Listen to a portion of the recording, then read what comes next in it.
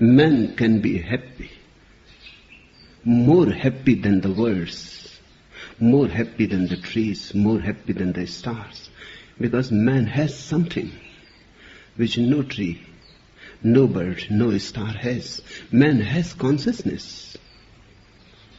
But when you have consciousness, then two alternatives are possible.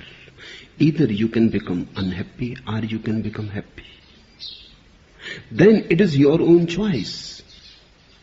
Trees are simply happy because they cannot be unhappy.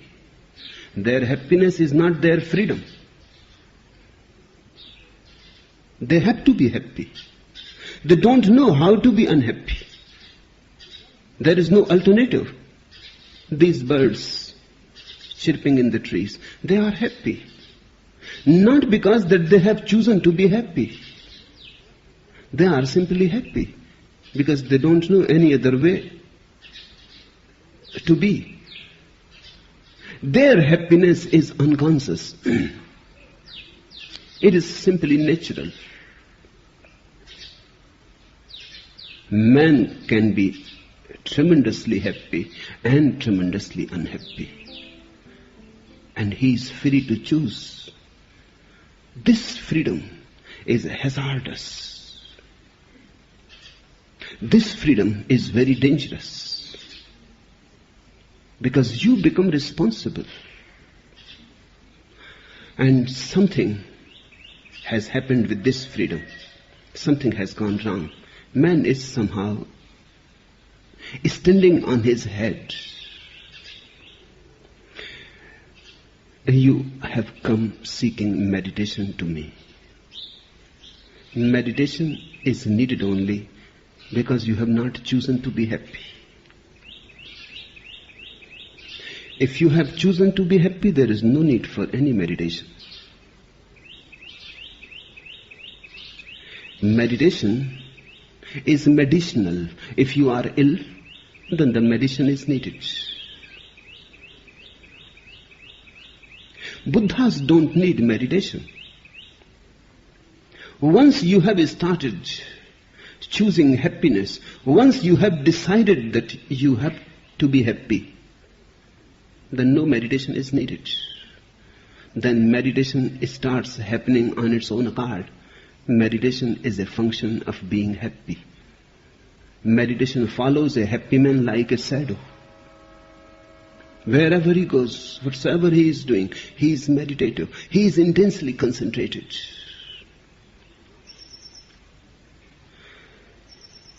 The word meditation and the word medicine come from the same root. That is very significant.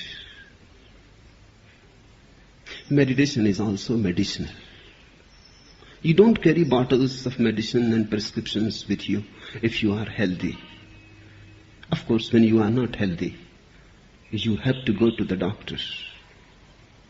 Going to the doctor is not a very great thing to brag about. One should be happy, so the doctor is not needed. So many religions are there because so many people are unhappy. A happy person needs no religion.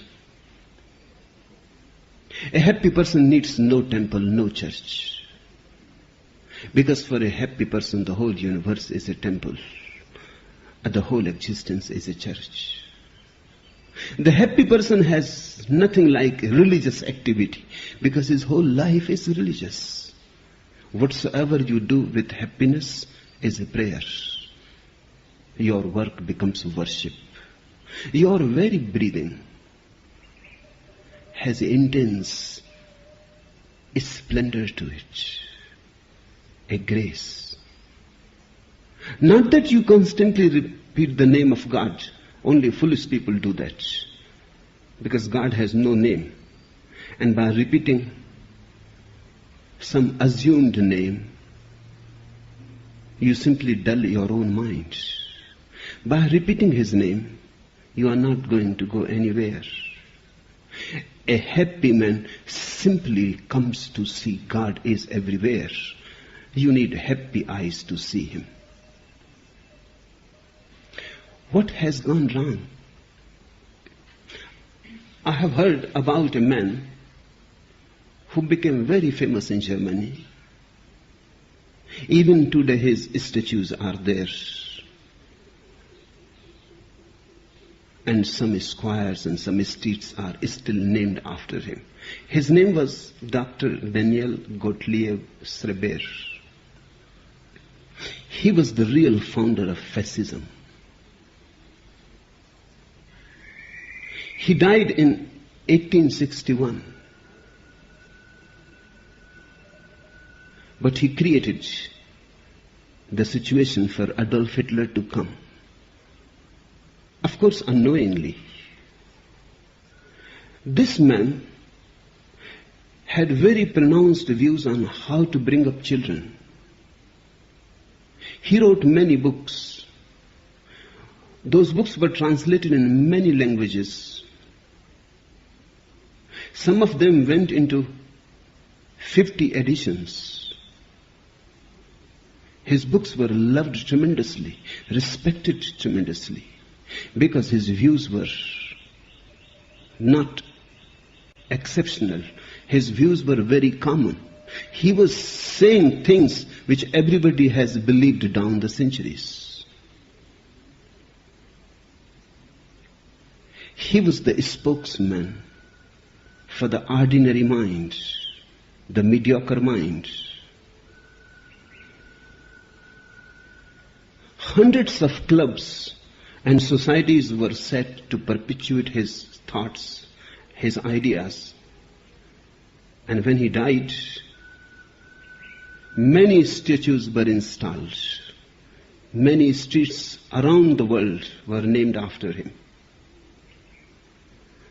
He believed in disciplining children from the time they were 6 months old. Because he said, if you don't discipline a child when he is 6 months old, you will miss the real opportunity of disciplining him. When a child is very tender and soft, unaware of the ways of the world, make a deep imprint, then he will always follow that imprint.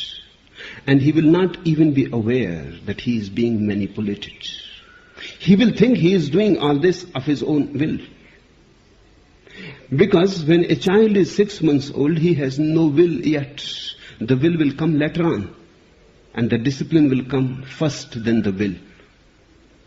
So the will always think, this is my own idea. This is corrupting a child. But all the religions of the world, and all the demagogues, and all the dictatorial people of the world, and all the so-called gurus and the priests, they all had believed in doing this. This seems to be the basic cause why man is unhappy. Because no man is moving freely. No man is sensing, groping his path with his own consciousness. He has been corrupted at the very roots. But he called it discipline, as all parents call it.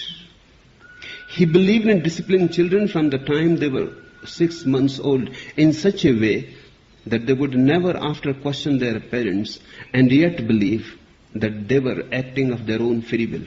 He wrote that on the first appearance of self-will, one has to stop it immediately, kill it immediately.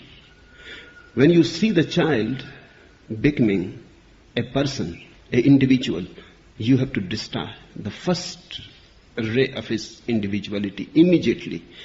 Not a single moment should be lost. When the first appearance of self-will is noticed, one has to step forward in a positive manner. Stern words, threatening gestures, rapping against the bed, bodily admonishments, consistently repeated until the child calms down or falls asleep. This treatment was needed only once or twice or at the most thrice, the doctors told to people. Make the child so afraid shake him to his very roots. And those roots are very tender, yet a 6-month-old child. Threaten him with gestures, with deep hatred, enmity in your eyes, as if you are going to destroy the child himself. Make it clear to the child that either he can live or his self-will. Both cannot be allowed to live. If he wants his self-will, then he will have to die. Once the child comes to know that he can live only at the cost of self-will, he will drop his self-will and he will choose survival. That's natural. Survival one has to choose first. Everything else comes secondary.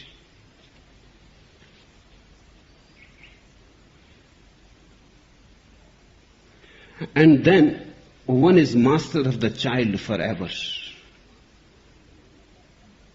From now, a glance, a word, or a single threatening gesture is sufficient to rule the child. What happened to his own children? Nobody bothered. Everybody liked the idea. Parents all over the world became very enthusiastic, and everybody started trying to discipline their children. And that's how, according to Schreiber, the whole Germany was disciplined. That paved the way for Adolf Hitler. Such a beautiful country, intelligent, became a victim of a fool who was almost mad, and he ruled the whole country. How it was possible? It is still a question which has not been answered. How he could rule so many intelligent people so easily with such foolish ideas. These people were trained to believe. These people were trained not to be individuals. These people were trained always to remain in discipline. These people were trained that obedience is the greatest virtue. It is not. Sometimes it is disobedience which is the greatest virtue. Sometimes, of course, it is obedience. But the choice has to be yours. You have consciously to choose whether to obey or not to obey. That means you have consciously to remain the master in every situation, whether you obey or you disobey.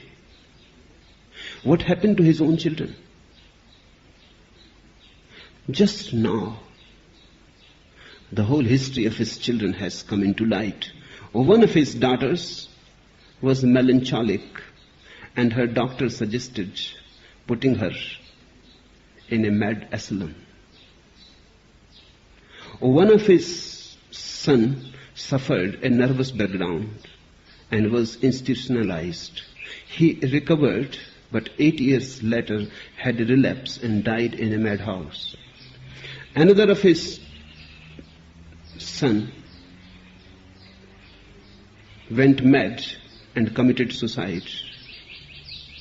And the autopsies of both the sons proved that there was nothing wrong physically with their brain.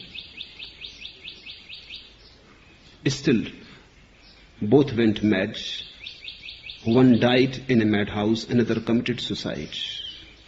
What happened?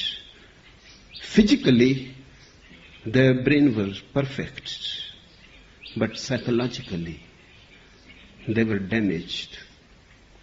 This mad father damaged all of his children.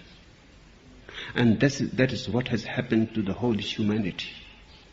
Down the centuries, parents have been destroying people.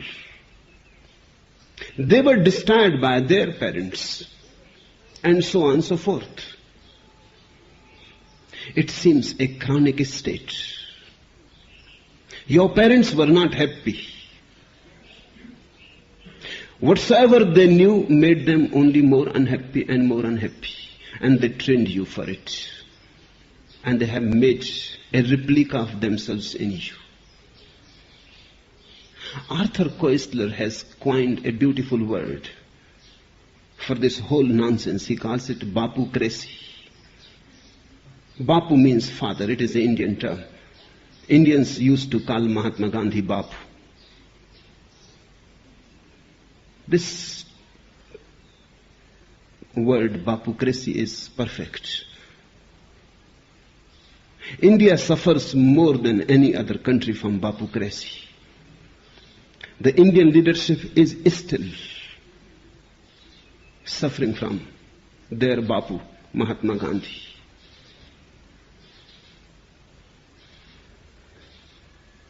Each child is destroyed by the Bapus.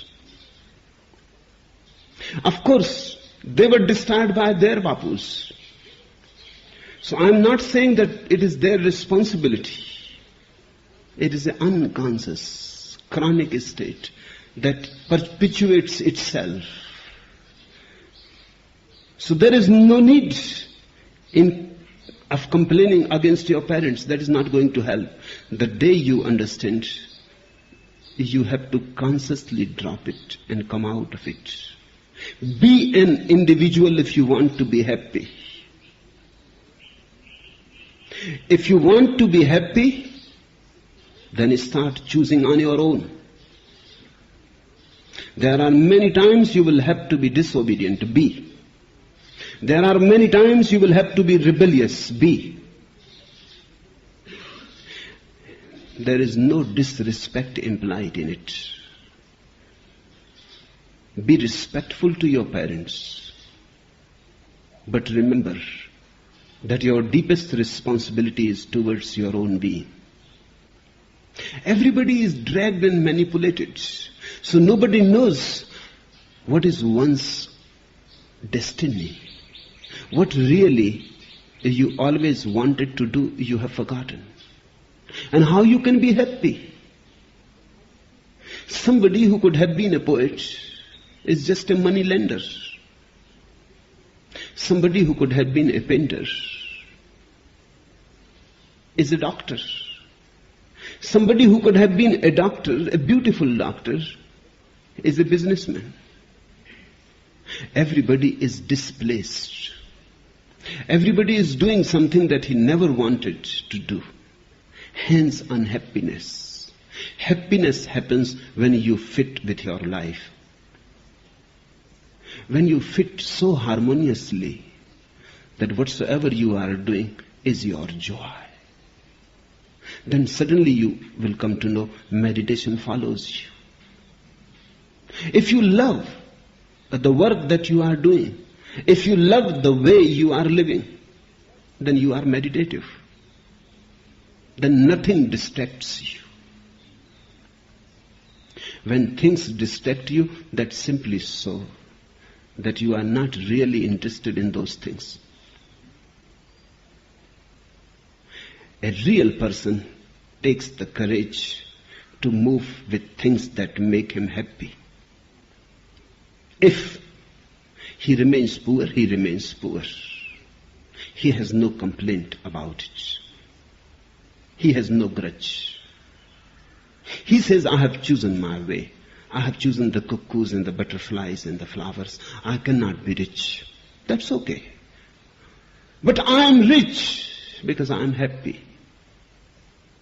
This type of man will never need any method to concentrate, because there is no need. He is in a concentration.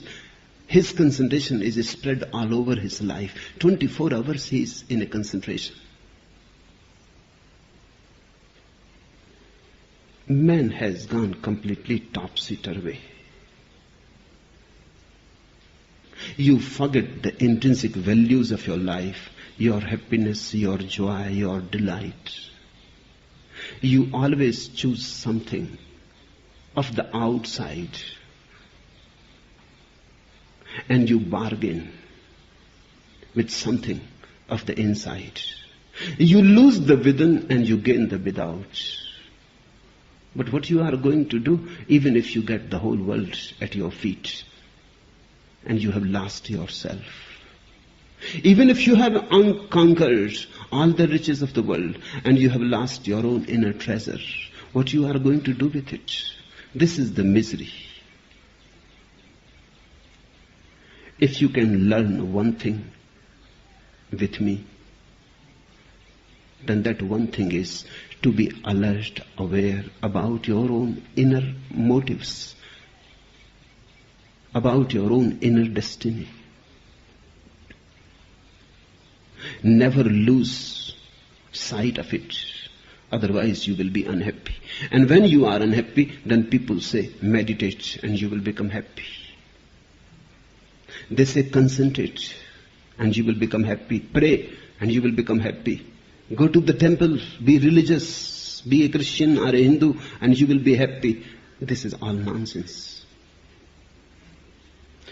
Be happy and meditation will follow. Be happy and religion will follow. Happiness is a basic condition. With me, happiness comes first. Joy comes first. A celebrating attitude comes first. A life-affirmating philosophy comes first. Enjoy. If you cannot enjoy your work, change. Don't wait. Because all the time that you are waiting for Godot. Godot is never to come. One simply waits and wastes one's life. For whom? For what you are waiting? If you see the point that you are miserable in a certain pattern of life, then all the old traditions say, you are wrong. I would like to say, the pattern is wrong. And try to understand the difference of emphasis. You are not wrong. Just your pattern, the way you have learned to live is wrong. The motivations that you have learned and accepted as yours are not yours. They don't fulfill your destiny. They go against your grain. They go against your element. Nobody else can decide for you. All their commandments, all their orders, all their moralities are just to kill you. You have to decide for yourself. You have to take your life in your own hands. Otherwise, life goes on knocking at your door and you are never there. You are always somewhere else. If you were going to be a dancer, life comes from that door because life thinks you must be a dancer by now. It knocks there, but you are not there. You are a banker. And how life is expected to know that you will be a banker. God comes to you the way He wanted you to be. He knows only that address. But you are never found there. You are somewhere else, hiding in somebody else's mask, in somebody else's garb, under somebody else's name. How you expect God to find you? He goes on searching for you. He knows your name, but you have forgotten that name. He knows your address, but you never lived at that address. You allowed the world to distract you. God can find you only in one way, and that is your inner flowering, as He wanted you to be. Unless you find your spontaneity, unless you find your element, you cannot be happy. And if you cannot be happy, you cannot be meditative. Why this idea arose into people's mind that meditation brings happiness? In fact, wherever they found a happy person, they always found a meditative mind. Both things got associated. Whenever they found the beautiful meditative milieu surrounding a man, they always found he was tremendously happy, vibrant with bliss, radiant. It became associated. They thought happiness comes when you are meditative. It was just the other way around. Meditation comes when you are happy. But to be happy is difficult, and to learn meditation is easy. To be happy means a drastic change in your way of life. Abrupt change. Because there is no time to lose. A sudden change. A sudden clash of thunder. A discontinuity. That's what I mean by a sannyas. A discontinuity with the past. A sudden clash of thunder. And you die to the old and you start afresh from ABC. You are born again. You again start your life as you would have done if there was no enforced pattern by your parents, by your society, by the state. As you must would have done if there was nobody to distract you. You have to drop those all patterns that have been forced on you. And you have to find your own inner flame.